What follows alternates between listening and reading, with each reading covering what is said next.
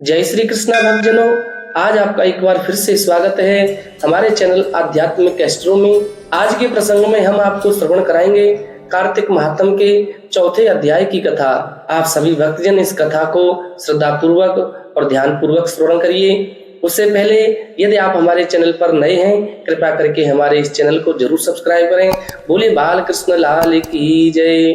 आगे की कथा में नारद जी ने कहा, ऐसा कहकर भगवान विष्णु मछली का रूप धारण करके आकाश से सीधे जल में गिर पड़े। उस समय विंध्याचल पर्वत पर तप कर रहे महर्षि कश्यप अपनी अंजलि में जल लेकर के खड़े थे। भगवान उनकी अंजलि में जाकर के गिरे। महर्षि कश्यप ने दया करके उसे अपने कमंडल में रख लिया। मछली के थोड़ा बड़ा होने पर महर्षि कश्यप ने उसे कुएं में डाल दिया।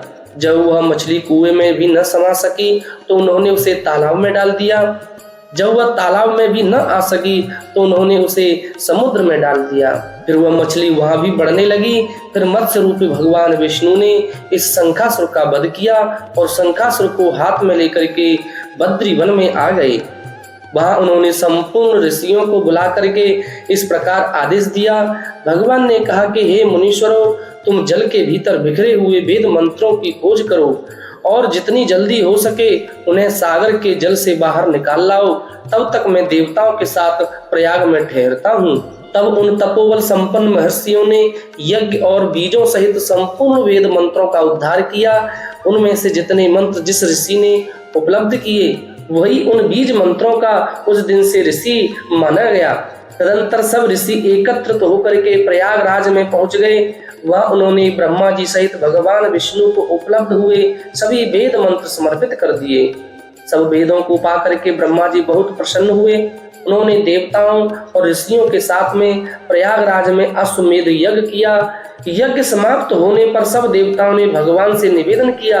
देवताओं ने कहा, हे देवादिदेव जगन्नाथ, हे अखिल गुरु, हे परम पिता परमात्मा, इस स्थान पर ब्रह्मा जी ने खोए हुए वेद मंत्रों को पुनः प्राप्त किया है और हमने भी यहाँ आपके प्रसाद से यज्ञ भाग पाए हैं।